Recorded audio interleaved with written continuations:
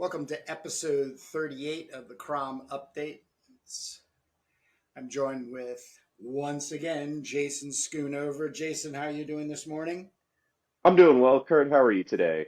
Fantastic. Excited to get back onto the, as we're calling it, our short comic book story called the Kandahar CROM. So it's not etched in stone, but Yeah, still a working title. It's a working title. Today we're going to take another run through laying out. I've got my notes underneath these larger notes I just printed out of sketches you did. Before we get started, though, it is the 23rd of August. I am coming to the end of Can CROM sell 100 copies without a Kickstarter? And we're doing all right because at this point, as of today, I am at 61. Woo! So yeah, that is pretty darn good. We got the home. I mean, that's really coming. good. That's excellent. Yeah, 61. Thank you. Yeah. So Congratulations. Yeah, thank you. And Jason is one of 5 guest artists, which makes 6 covers to choose from. This is his version of Crom the Barbarian, and his copy has a bonus to it, which is you can see this hand being cut off on purpose, because then the end paper brings us back to that hand, and then of course the head of the giant that Crom has cut off. So, and then every time I open this page, I am just completely mesmerized by the fact that this is not solid black. These are a whole bunch of lines Jason went and ruled through to create that black, and it's just the way it reproduced is just one of many reasons why somebody should get this if they're a black and white comic book fan, because this is 140 pages, magazine size, and black and white. So if you are interested, CromTheBarbarian.com. If you're not already there watching this video inside the blog, because there is a CROM update blog that runs on CromTheBarbarian.com. But I'll talk more at the end because I am too excited to focus on anything else, because it's been a little while, because Jason's been off in the wild selling some zines, making some zines. Do you have those zines nearby? Because those are really... Gosh, not right in front of me, but it's like 2 seconds. I can grab them here. Go ahead and but grab yeah, them. I did the Charleston Zine Fest a few weeks ago, and yes. I basically created a couple of zines to kind of pad what I already had in going to that, so that way I'm not showing up with just one book and a bunch of stickers and stuff. I mean, you got to bring zines to the Zine Fest, you know? So, with an S. yeah, I mean, you gotta come prepared. So not only did I come with Gut and Ghost here, but I was able to put, the classic. Again, if you like black and white comics, there we go. $5. You get a really weird story with some backup comics and stuff. There's some color in here, but it's mostly black and white. Put together a portfolio of portraits in pen and ink that I've done called Facebook. Mostly fountain pen stuff from the sketchbook, but it's all curated and looking good. And I did a fun little project called After Frank Miller, where I just kind of jammed a bunch of characters, both fictional and real life, into the Dark Knight Triumphant pose. So we got 16 of those, all drawn and printed within a month.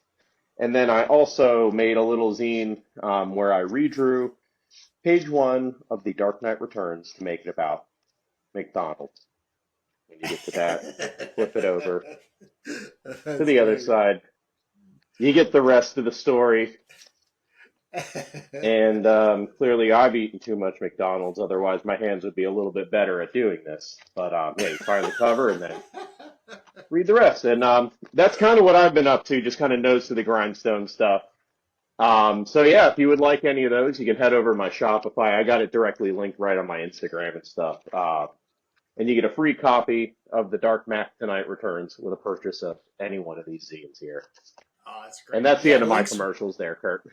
links below in the description. Once again, if you're on the blog page, there'll be also links down below to Instagram and his website. Yes. So yeah, let's get Thank into you. this. So with the CROM collected revised edition, which is in the sales campaign launch month of August. Hmm. It's the follow up is going to be based on the success of that sales, a CROM anthology. So Yeah. we being the royal Jason, David, and I have already started working on. I call them CROM adjacent stories. Yeah. The CROM anthology will have a good, better than third part, keeping with the CROM story that I have initiated with my own work, which the CROM Collected Revised Edition 2024 holds all together. But I want other people to play in the CROM sandbox. The CROM the Barbarian is a public domain character. I claim no ownership. I'm not chasing people down. As a matter of fact, there is a comic that just went live yesterday.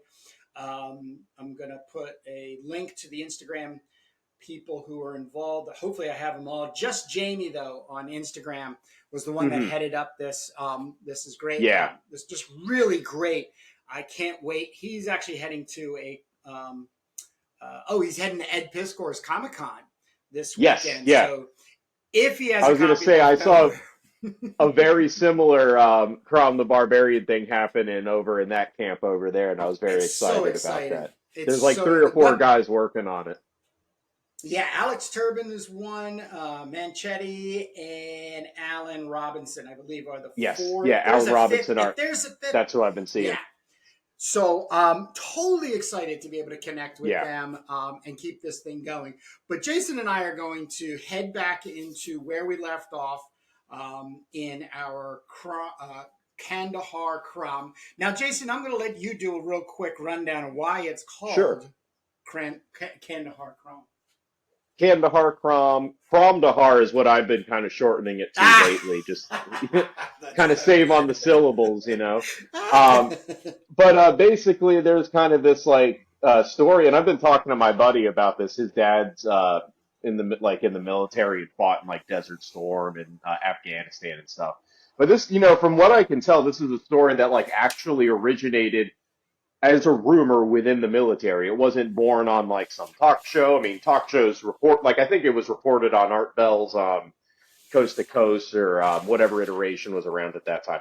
But basically, there's a squad of troops in the Kandahar Valley. They go up to the mountains to investigate a cave or something and are attacked by a giant. And there's a gun battle, and they like all shoot this thing with their, machine guns, which if you read any of these sensationalist articles about it, and I put articles in quotations because I don't know how true they are, but the caliber of bullets and the type of guns would like there would be nothing left of a person. But that's how many bullets and the type of guns it took to stop this giant from further attacking this troop. They killed it, they bagged it up, and it was put on a helicopter, and they were all made to sign NDAs, and the body was never seen again, allegedly. Love it. And yeah, I don't know, I always found the story like really intriguing. It's like a fun modern myth. And I don't know, it just seemed like a good template for a Crom the Barbarian story. And I'm very much into those conspiracy theory kind of tales. And one of the things I've noticed since not only picking up Crom, but I've started reading like some Conan the Barbarian and stuff too, is there's a lot of alternate history kind of stuff like that's, Yes. used as plot devices. And it's a part of Sword and Sorcery I didn't realize was like kind of there, and that's something I'm really Yes. into. So now I'm like a fan of Sword and Sorcery. I'm reading the new Conan comics, which are this is what I've kind of read in preparation for working on this. Oh, I haven't read awesome. the one you sent me yet, but I got a big stack of comics I've been making my way through. But yeah, so go ahead, Kurt. Yeah, take it from there. That's kind of what I brought to you. That's awesome. That's awesome. No, you absolutely hit the pulse because I've actually just started going back reading some the origins, which is Robert E. Howard's. I believe Yeah, it's like there's like 15 or something. Some were done posthumously, after his death were reprinted. But he was responsible for um, uh, putting a bunch of pieces together in order to elevate fantasy literature away from um, um, Lord of the Rings, so J.R.R. Tolkien, Yeah. and the such. So they're very short in some senses. They're condensed novels when they're in their longer prose format. But the thing you absolutely hit on is it really messes with time. It Yes. doesn't want you to be comfortable with the setting. And I think that's the thing that's probably the number two thing next to the big bulgy muscles and the gratuitous misogynistic Yeah. attitude that is so well done Yeah. in a sword and sorcery yarn. But the second thing is, you have these multiverse, this other dimensional thing. So with the Kandahar CROM story, when Mhm. you pitched it, I loved the aspect of modern warriors moving through desolate Afghanistan, doing their job, but then running into something that is unexplainable Yeah. and and causing them to question reality. Yeah. It pulls them out of And that time and space, and like, it plays with it a little bit, like you said. Yeah, which is also a leaning to the origins of fantasy writing outside of J.R.R. Tolkien, which is Edgar Rice Burroughs' Princess of Hmm. Mars. And of course, John Carter wanders into a cave being hunted down by Native Americans based on gold mining, prospecting, and a mysterious gas takes over him, and he then miraculously, moves to Mars. So Yeah. the cave once again is a really really cool mechanism to play around Yeah. with it, and and I would It's even go as far as say a trope. Yeah. Well, it's I mean, I don't know my literary history, but it's like it at some point, when did like the Looking Glass kind of take the place, like with Alice in Wonderland? Ah, You know, yes, and she yes. falls down the rabbit hole, and then the Matrix does the whole thing where they're like, "Oh, we're doing Alice in Wonderland by constantly going in and out of screens and stuff." So Yeah, that yeah, allegory, I mean, that's still like there, very much yep, so, like going into a cave and coming back out, and it's something yeah. different. You've been transported. So I'm going to bring it once again back to you. These are some fantastic sketches, if you will, Thanks, based man. on some of the notes. Jason was one of the last people that I reached out to, and because I was apprehensive with the thought of like, why would Jason Schoonover want to mess around with a bunch of Conan the Barbarian nonsense? But not only did you really take to it, like water, but I have always been following Jason for the last year or so, just based on his mark making and the intelligence that comes along with it. And so once even with these let's say just doodles, you're still giving so much information. So give me what you're thinking and feeling right now, Yeah. just with these little five illustrations. Well, I mean, basically, it's just kind of I'm Gut and Ghost is the only like comic I've done, and this is nothing like what we're doing here. Like, I would consider this more cartooning than anything. So I've Okay. never done like anything that's like a lot more like full illustrative. Like, I need to get out the references, figure out how to draw this. Right. Full on character designs. Like, I'm starting to question whether or not I have facial blindness, because I'm like, all my faces look the same. Um, Right. so a lot of this is what I'm saying is like it's an act of trying to just make it all become clear to me. Which is like what was really helpful about your notes is like I came to you with one thing and developed into this other thing, and then we Right. kind of like chipped away at that marble until there's something there where I'm like, all right, there's like a sequence of events, and it's just a matter of filling it in with these kind of nuanced, not necessarily details, but give it like flavor, essentially. Um, Yes. so This basically was just an act of taking what we went over and the notes you gave me and trying to put it all into focus. So not only am I like drawing these, I'm kind of trying to write the script at the same time. Um, Cool. so, panel one, trying to figure out dialogue, I drew them all out of order, but I wanted to basically get the bigger beats of the story. So I figured we need to have the four, spec ops guys kind of figure out what they look like more or less. We need our big shot of them at the beginning going into the mountains, I think, and I kind of like this 2 point perspective kind of thing there. It gives it a little bit more depth, and then this cloud of dust I was thinking would be like a good spot for like the title of the story and whatnot. Oh, Um, nice. there's a beat in the story where the leader spec up kind of like takes the journalist guy by the collar. So it's like just kind of storyboarding like what some of these actions look like. There's just a couple more sketches of the spec ops guys and trying to make, it's just trying to bring it a lot more clear. So I'm trying to take these major beats in the story, put them on paper so I have visualization for them. So that way I can, again, go back and chisel away, add things, subtract things as I need be. Because I think what I'm doing is I'm submitting pencils to you, correct? Yes, that's exactly what I was just Yes. gonna. So you're not going to be getting something like this. I'm basically just trying to figure out composition so that I can go back and on the big paper, pencil it and have it as detailed as possible and give you as much information so that way you can go in with your ink. And Right now, let me ask this question. When you're thinking in your creative process, are pencils like 10 to is it are pencils like 10% of your process and you really just need to get to the inking, or can there be, have you been working, let's say, in like a 40 to 50% oh man, I would detail, say in I'm processing your pencils, or probably are you always going into inks as soon as you can once you get a doodle I down? there's something in me that makes me really apprehensive that I just want to get it into ink because it's Right, again I it's feel like that. an I issue of feel that. clarity where I feel like I can get the broad strokes down with pencil, I can get the shapes, I can kind of map out lights and darks, but once you start getting the ink on there, that's when I don't know, it just becomes a lot more clear in my mind. Which isn't So necessarily a bad thing. It's just the way I've been drawing for like the no, last several there's years now. It's never, just loving yeah, ink. and Um, but your comfort. Go ahead. I'm sorry.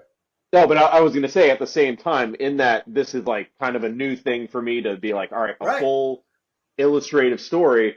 This would be the time to be like, all right, well, now it's time to tighten up your pencil work. You're not going to be going into Okay. ink immediately. And then Okay. as a way to reward myself after I submit the pencils, I'm like, well, I might just ink it myself and then Ah, good. Okay. Good. ask Kurt for his inks, and then maybe I'll do like a mini zine of just both stories where I've inked Oh, that'd one be and you've fun. inked the other. I don't know, just That's something. fun. That's I don't fun. know. Now that's exactly another part of this whole working in collaboration with Yeah, other creatives, is that I'm very, very much going to be pushing the interior idea comic book pages having a variant version out there. So, and yeah, I'll talk about that more. And obviously once Jason and I are to that point, the conversation will become even more in depth. But I also don't want you to put yourself into a position where you've created too much anxiety and not enough, oh no, because not enough resolution, because like you said, one of the things you are really apt at, which I as well am too, is that you can work on something. Let me put this on the screen. You could work on something like this and then you don't have any problem working back into it with white, or yeah, knocking out a whole section, and then doodle pencil, then start inking again. So these things are yeah, always, they're always in a fluctuation of, is this feeling right? Is this feeling right? Looking correct is a correct. whole nother thing, but the feeling right kind of thing. So, I'm not requiring pencils. I use the pencils as, just as you explained, the like, Yeah, well, if he has pencils and I have pencils, then we could both ink it. yeah. That's the only thing. So, because have you ever taken an ink drawing and then stuck, you print it out on a piece of white paper and then put another piece of white paper, type of paper over the top of it, and then light box it? So they Never. I've never re-pencil. done it before. Okay, I okay, always go because you directly over the pencil. okay, I'm a because madman. one of the cheapest light boxes you can get in your house is the window. If you have Yeah. you just tape the original piece of paper up there. And what I taught, just real quickly, is a funny image. I used to teach. I've taught at lots of places, but I did a run years back at Michael's. Yeah. Is an art supply store and stuff. So they used to have people come in and everything. So I was doing a comic book class, and I had about no, it was a summer class. So I had about 13 kids, and that was part of the process, was the taking the pencils of their character and then light boxing it. So on the window of it's because the classrooms in the store were all these kids, 13 kids Yeah. with their drawings taped up, and then them drawing, and people would just walk by like, wow. So Yeah. that's just a Did good you thing get for any anybody that hears it. did you get any new kids in the class off of that big show? Oh yeah. Oh yeah, yeah, yeah. That's see, there you go. It I works did really so good. well. I did so well that they wanted to take me nationally. And No so kidding. we were talking and negotiating about that. And no lie, this is the story of my life, by the way, which is fine because it just means redirection.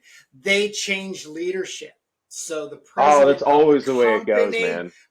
they were like, oh, hey, there's some rearrangement, blah, blah, blah, blah, blah. I was like, yeah, sure. He's like, probably be about a month. Yeah, but we keep doing your classes and everything.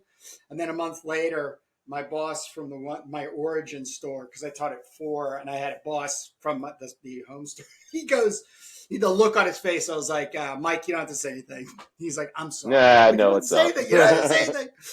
They're actually shutting Oh, it down. bummer. They were shutting No. down.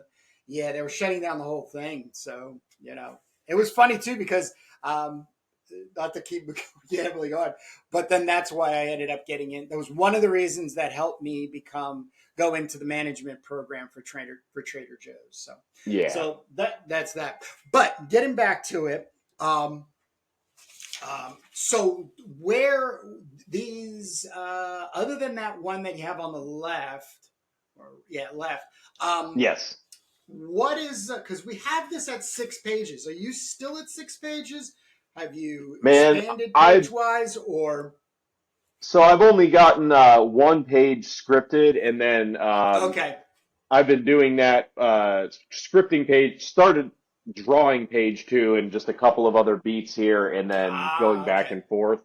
I'm Okay. still like very much like figuring out my comic making process too. So it's this is all like if you don't mind a little bit of extra time, this is all a fun exercise for me for tightening everything up, and then hopefully delivering something that looks good and reads well. But Oh, the more I do it, the more it tightens up. I've been going back and forth between this and a couple of other things this week, so shuffling yeah. things up just to keep it fresh. Yeah. Now, the process in clarity for you is you're bouncing between writing and sketching, right? Yeah, it seems to That's help a basically lot. okay. Yeah. Now, have you done any kind of like just thumbnailing, like just taking, a Not piece of paper necessarily. I mean, this is and probably as then close to thumbnailing as I've gotten, so it's like kind of like, because I definitely think I want to use some of these angles. It's just a matter of reorganizing them. Like, so for instance, I should actually do a quick thumbnail right now because in my head I've been doing some thumbnailing. So like the first page, this would be, panel 1. You got right, that up top here. right, And then what I haven't thumbnailed or drawn is the reporter talking into this recorder here that's kind of giving the exposition and such, but I figured that would be here, so you'd have him talking in the recorder here. And you got your Humvee driving there, in the distance, the mountains. And then next panel would be these guys here, giving them kind of the shotgun kind of stare with the window in the background. And right. then I think this last panel to kind of border it off would be this guy here and grabbing him by the collar of the shirt and giving him a talking to, Nice, essentially. So nice. in my mind, I've kind of been thumbnailing them. I just haven't put them down on paper just yet. The other Awesome. thing I was thinking of playing with is doing like you do this one here, and then maybe have like a circular panel here of the reporter, and then like these, so you get kind of like a weird, interesting shape, and you get the other soldiers here, and then box it out like that. So I mean, there's things that like I think once I get to that stage, which hopefully I'm anticipating once I kind of decide on the dialogue that doesn't sound stupid, I guess, um, it'll get closer to that essentially. Yeah, get closer to mapping it out on paper.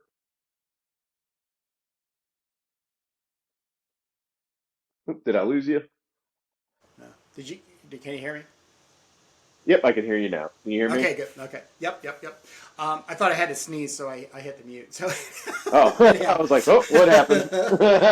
So one of the thing about the process you're taking right now is you're really anchoring some very tight images. Yeah, And I just want to back you up on um, you know whatever tightness you get to in pencils is still only going to be relevant for me, indicating how I'm going to take it directionally.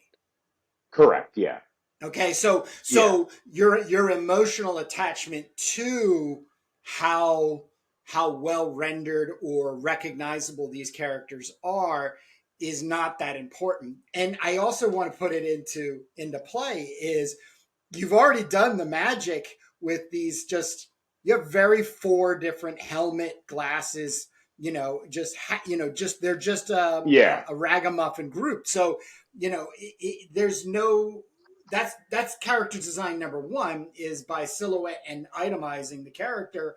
Oh, okay, I get yeah, that's Wolverine. Okay, I get that that's Cyclops. Okay, I get that that's Conan the Barbarian. It's not yeah, there's nothing confusing about it. So I don't want you to feel like you have to resolve things in the way that let's say does my job because yeah. the thing I'm really most interested in, and of course once again this is such a great example, is me ultimately working off of whatever it is that you end up working off to get this. Okay. Yeah. Does that make sense? Because I'm looking at this totally as an artist and not a Hmm. publisher. So Yeah, for sure. I repeat this over and over again. But and I love having these update podcasts with you, Jason, because we do have a tendency of dropping into art school talk. Sure. Yeah. We are allowing ourselves to take another vantage point to it and then execute and see what's there. Yeah. I don't want to totally demolish commercialized art making, but I think it's doing it on its own with AI. I think it's For sure. taking out that element of, oh my God, I got to make it look like John Buscema wrote Drew Conan. That mechanism is now getting pulled out, and now it's going to be more like, okay, well, I want to see what Jason Schoonover can come up with when it came to CROM. That's why I was Yeah. so apprehensive to approach you because it was just like there was nothing in your portfolio that said, "Oh yeah, I totally lean back into this stuff." But Oh yeah, for sure. the application of your process was one where I was like, I got to see that. I have to see that. And if I could, then that's going to bring me up into a space that then I have to be A, challenged by it and then be redirected from it. Gotcha. Okay. Yeah. Okay. So I think I see what you're saying. right. Good, good, good, good. And I knew you would because I've already gone through with David Molina. I just sent him our he's going to put our final layouts together so we can get them in front of Jake Jacobs, who is the other half of Turbo Pit Fighter. Mhm. He's the penciler and the writer, and he comes on and does editor, which is, in other words, he'll really question to death the flow of the story. Like, well, I don't understand. Like, why is it going from here to here? Oh, okay. Well, if you want to do Sure. that, why don't you try this? He's really awesome at that. But before we get there, I really want us to have that space where um, you're not you're not over you're not your number one concern is not commercially resolving what I'm asking from you. In other words, I am Gotcha. not asking you in the professional sense to deliver what you have come to understand as comic book pencils. I'm asking you to lay out a story that right now hangs on 6 pages. And it also, Gotcha. Jason, it'll also go into the writing too. So once the best thing about Jake, and there's many great things about Jake, but Oh the yeah. best thing about Jake and me working with him is he alleviates me of that. In other words, I bring him stuff and he goes, this doesn't make any sense. I know it doesn't, but can you help me make sense of Yeah. it? Yeah. And I'm Yeah. like, yeah, well, why are you saying it this way? Why not just say it this way and then just draw this? Oh shit, that Yeah. makes sense. And Yeah. that's the beauty of collaboration. So I want to keep reiterating to whoever I collaborate from here on out. You're not on your own. Like you're not being paid to deliver professional um, pencils for a Yeah. comic book. What you're doing is you're giving your version of an idea in pencils that then allow 2 people, you and myself, to do Gotcha. inking. I would even, and I don't want to scare Adam Dodds, but it would be kind of interesting to get a third person to do inks on the story. Yeah, for And you sure. see what I mean? So I Yeah. want to eliminate this like one and done feeling. Like shit, man, I got that. Send me the check, bro. I Yeah, just for want us to sure. keep those things up because then at the end of the day, even if somebody comes along and sees this, they might be like, "Man, that barbarian's shit is stupid," but dude, that Yeah, inking is great. Let me. sure. And by the way, when you go to the gallery section, you see Jason's, and you QR code scan there, and you officially become a fan of Jason Schoonover. Yeah. I get So you. I get you. Yeah. So it's got to be I think it's definitely a reapproach to how I'm it's my process, I think. Because again, I'm like very much looking at this like I mean, it's that art school mentality when you would get like a drawing absolutely, assignment. It's like, okay, well, I have absolutely. to see this step one all the way through to the end, whether it's a drawing a scenery or a still life or whatever. It's like you gotta block in all the black shit, So I'm having a hard time divorcing that thought process from the comic making, and then also like more collaborative stuff. That's always been a weakness of mine. I always hated group projects in school. Oh, okay, okay. Well, here I comes the mean, not fun that part. but that's to be said. I'm old enough Yeah. to where it's like I'm aware of that, and I need to do Yeah. better at that. You can't constantly be working by yourself. So this is again, much like having never done something like this is good for me. Reassessing my process and trying something completely new, I think, is going to ultimately help me when I do more stuff like this or anything else, I think. So again, this is the path I'm on here. We got to do it. And It's I'm happy awesome. that you're It's here to help cool. me out, Kurt. Oh, absolutely. And so here's the best part. And this is really what I want to hit home with you as well as any future collaborations. I'm here to get questioned to death. Yeah. And I am a big my actual teaching process is hinged on frustrating people sometimes to a point where they have to blurt out stupid questions. Because the problem with creative processing, and it's a beautiful problem, but the problem with creative process, it doesn't understand a linear process unless it's hammered into it. In other words, you Yeah. jump around. When you're working on this, you're like, oh shit, what if this guy was from Texas and he had a cat named Cougar, and whoa, what's that? No, you need to go that way. You have to go Yeah. that way with it. That's one of the problems with commercialism. The commercializing process is don't do that. That's a waste of time and money and energy. Yeah. You want to maximize your profit from doing this. What I'm saying is when we keep coming up with more and more questions to it, we can still get the 6 pages complete. You know, there's more content to draw from, literally. Yeah. Like in Definitely. a fun way. So the questions I'm hoping, you know, I am being vague as to the point of like, yeah, put some layouts together. We got 6 pages, right? You got some stuff. Yeah. Well, I'm literally asking, just do it. Just throw it together and put it in front of me. Okay. Gotcha. Just throw it up. Okay. Vomit it all up. You got and it. if Okay. I feel like shit, this is enough to bring Jake in, then Jake is going to do to it whatever he's going to do to it. Whether it's just doodles, whether it's doodles to complete, he'll never have any sense of satisfaction to it as an editor and as a creative, which is once again, it's one of the best things about him, because there's never a feeling of like restfulness, you know, in just that feeling of like, okay, job's done. Now you want that. You want the feeling that I'm complete. But then at the same time, I love, and I'm imposing this on people, so forgive me, but I love the flow state. I just love constantly being in the process of making. And I get that from so far everybody that I've been working with, you know? Yeah, definitely. So, but you're giving me the same anxiety in response right now that like David has, which is my fault. It's not your fault. It's my fault. Sure.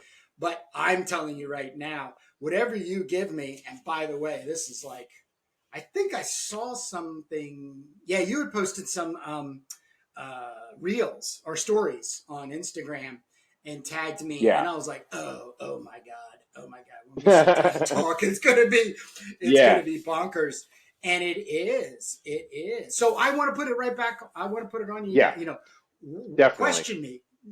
This is really what the time should be about. Is you like, you know, why can we? I don't understand. You know, that type of thing. Okay. So I mean, like, all right. So like, I'm free to like pad out in between some of the beats that you gave me. Like, they don't necessarily have to go from this scene to getting right off of the. Okay. So I can fill it with some like kind of nuance or some back and forth or Yeah. Guys from Texas, he has a cat named Cougar. You know what I mean? Like, if that's something that you think, then it gets edited out. If it gets edited out, it gets edited out. Yeah. But whatever idea, just throw it down. Whatever thought, just throw it down. All right. I'm going to have to, all right. I think what it is that, so this is like halfway the way that I sketch regardless. So I think I just need to stop it at the pencils. Maybe even just go straight on the big paper and keep the sketchbook next to me just to work out like little shapes or composition stuff. Just go directly on the big paper with the pencil, you think, right? As I'm doing this. Yeah. That might be fun. And then that way we get it almost as raw as possible. I can kind of make up the beats as we go along. And then like you said, anything we don't like, we could throw out or we could change. All right. Yeah. So, okay.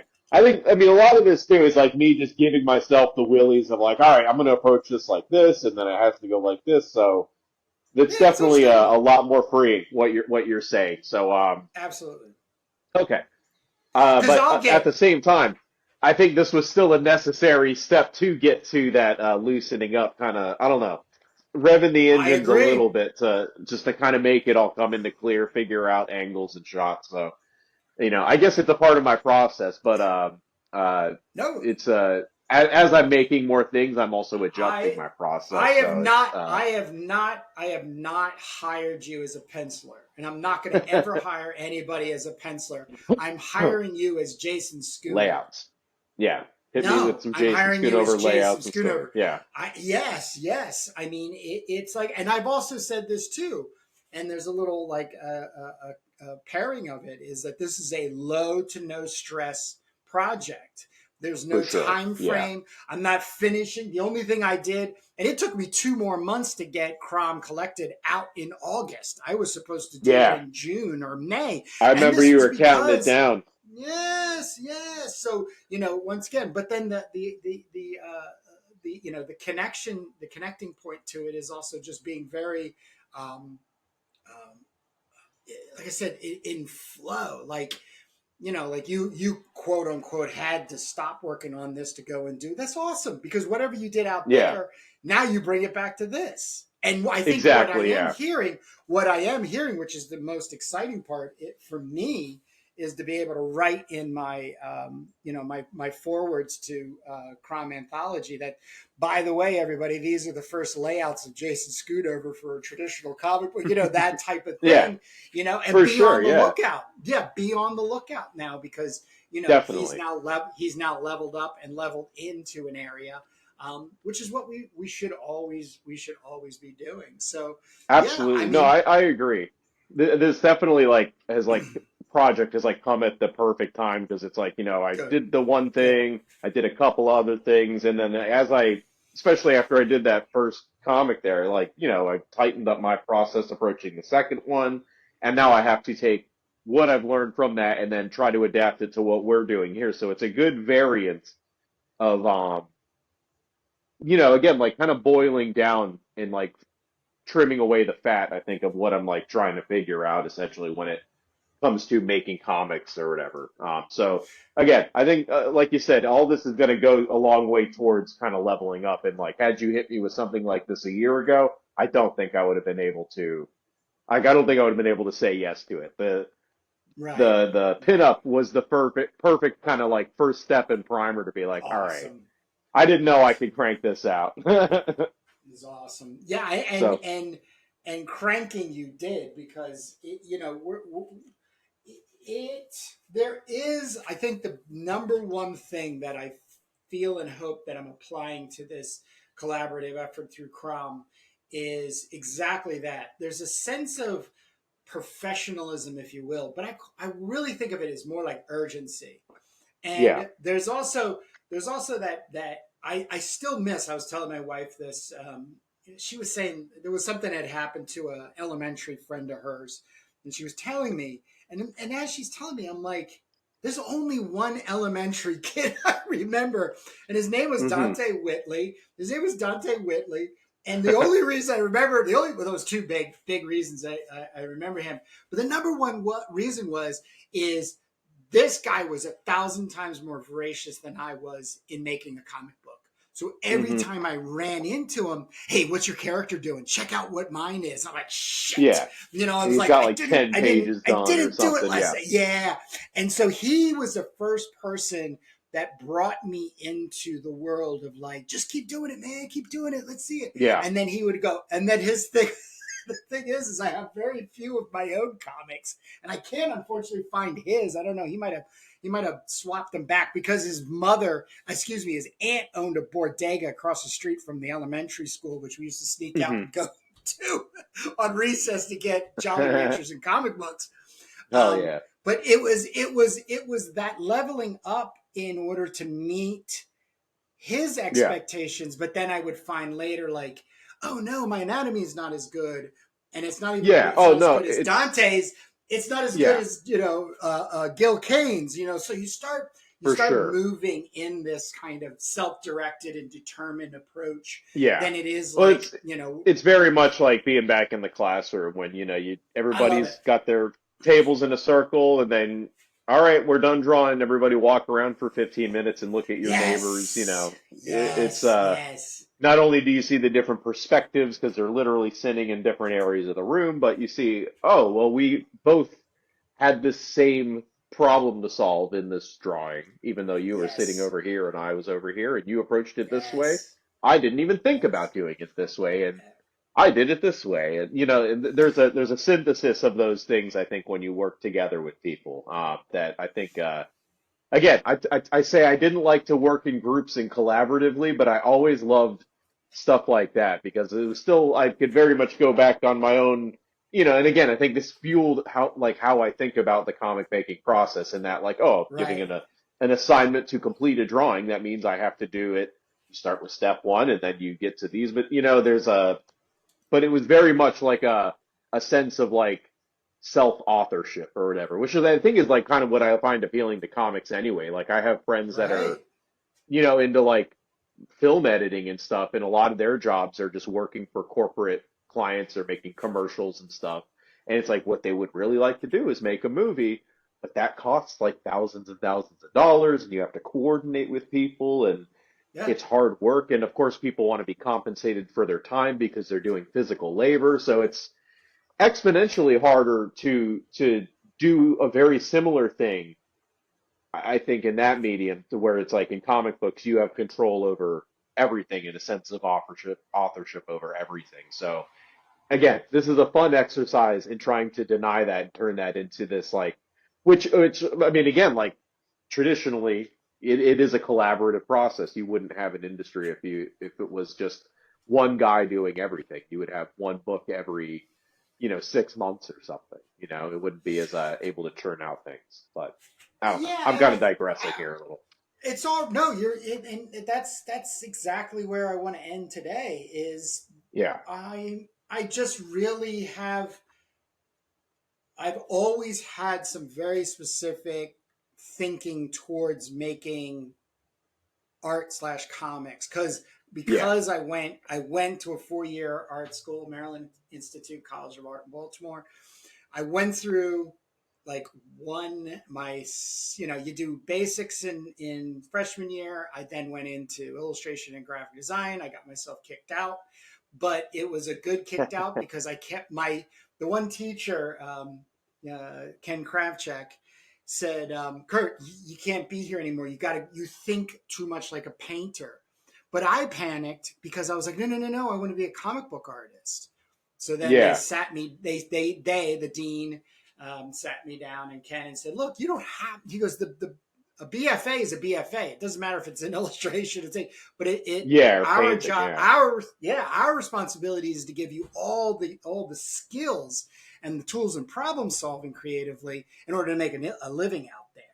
So, of course, my final project in college was an anthology comic book that I worked with other people, which I'll be sharing, later down the oh road. yeah, But I love the collaborative process. I also like working on my own and thinking about things on my own. But I think one of the awesome things about comic books as an art form is its ability, and I'm dovetailing into what you were just finishing up, is that feeling of collaboration, that feeling of like being connected with it and wanting to do the next thing and learn this and try this out and stuff and yeah, it's just I think it's just an art form that is constantly fluid, as most are, but for sure. because comic books have always been treated as a children's medium until the last, like, I don't know, 20 years or something, whatever Yeah. deems it Well, at least in now. America, everywhere else it seems to be like people have no problem at whatever age Exactly. enjoying them, but America Exactly. seems to have a problem with it. Yeah. But I feel like this is a time where, because of AI and the collapse of let's say comic books industry, Marvel, Hmm. DC, and boom, all this stuff, it really does resonate with somebody who should be taking, and cartoonist kayfabe, Ed and Jim used to say this all the Yeah. time, and it would make me feel good about myself. Dude, stop trying to put a comic book out and sit the hell down and take a year to make the comic book, Yeah, then for put it sure. out. And Yeah. their approach, professionalism that way, is amazing. Yeah. It's something I want to be able to echo off of and keep pushing, Yeah. because Well, I making think a I think even making a living at yeah. this. Even broad strokes, though, I think that's probably something culturally we all need. It's just an onslaught of things always coming out and being replaced by the next new thing. So it's like, well, Yeah, imagine if it's too people far. like actually took their time to make things, how much Right, less right, television there would be, how much less like right. movies there would be, but you might like have more good ones, you know? I mean, it just seems like I Yep, it'd be a good yep, yep, trade-off to me. yep. We all need to slow Yeah, down. exactly. And so, with that, before I do the closeout, are there any other questions you have for me, Jason? Man, I got nothing. I'm just glad to once again come here and get a little bit more clarification, and then hopefully next time we'll get a little bit closer to what we're looking for. Oh, hands down, no doubt, we'll be Yeah, there. man. Um, but I just want to tell everybody, It's the 23rd of August. We have 10 days left. No, excuse me. We have 8 days left. That's right. Tomorrow, this time tomorrow next week will be the last day. CromTheBarbarian.com. If you're not already there watching the video inset to the blog is there. I'm running a campaign called Crom. Can Crom sell 100 copies without Kickstarter? It's nothing against Kickstarter. I just found in my research and trying to do a Kickstarter or two, it's way too much work. It's way too much crap, if you will, if I already have my comic book done. So my comic book is already done, and I just feel like get it out there, and it will always be out there. This is my cover version. This is the one the ISBN number is assigned to, and it will be out there in the wild all the time. But I have 5 other artists that I reached out to and asked to play in the CROM Sandbox. Jason Schoonover is one of them. Their covers are only available for the month of August. Drawn Sword, New Zealand-based fantasy artist. Fantastic stuff. Adam Dodds, I made a mention to earlier. The doodly gobbledygook and this just arrangement. As I said, it'd be so interesting to see his take on your pencil layouts. Just really exciting that way. Mentioned David Molina. Just the approach, especially with these zipatones that he made, are just absolutely amazing. Yeah. And then I can't get enough of him. As a matter of fact, I'm going to be doing a live stream about an hour or so after this recording, where I'm doing my own version of inking because I want to ink like Ken Landgraf. So, and I've been I watched that one you did. Was that? Yeah. Oh man, that was a good video you did. Was that earlier this week or was it last week? It was. I believe it was Tuesday. I think it was Tuesday night. Okay. Yeah, my days are like running together. Yeah, me as well and stuff. So, with that being said, based on selling 100 copies is really about supporting and compensating the artist, because the agreement is if I hit 100, I'm going to be able to give them copies. So they'll actually able to have. So when people approach me and they're like, "Hey man, you got any of those Ken Landgraf, David Molina, Jason Schoonover covers?" Nope, I don't. But Jason Schoonover, David Molina, Ken Landgraf, they do. They have covers, and go and check them out. I also want to bring up the fact that in each of the issues, there's a gallery for everybody. So you're not losing any of the art to be able to see it. But to have your copy with your, let's say, favorite, the one that you're most attracted to, is a real, I thought that was going to be a really cool thing to have. But everybody's in here. They have a little bit of, about them. But more importantly, there's a QR code. So you can go directly to wherever they want to land, Instagram or their website. And you can then start following them and becoming a fan of their work. But Jason, I can't thank you enough for coming and playing and being befuddled by my lack of direction. But you're good, man. I do it on purpose because I want to see what comes out. It's all right. I'm in a constant state of confusion. Yeah, it's great. But I can't wait to get back on the podcast with you. And once again, Jason's website and his Instagram are listed in the description below. So other than that, I have nothing else for him. Jason, anything else? No, good to go, man. All right, and we will see you again. All right. See you, Kurt.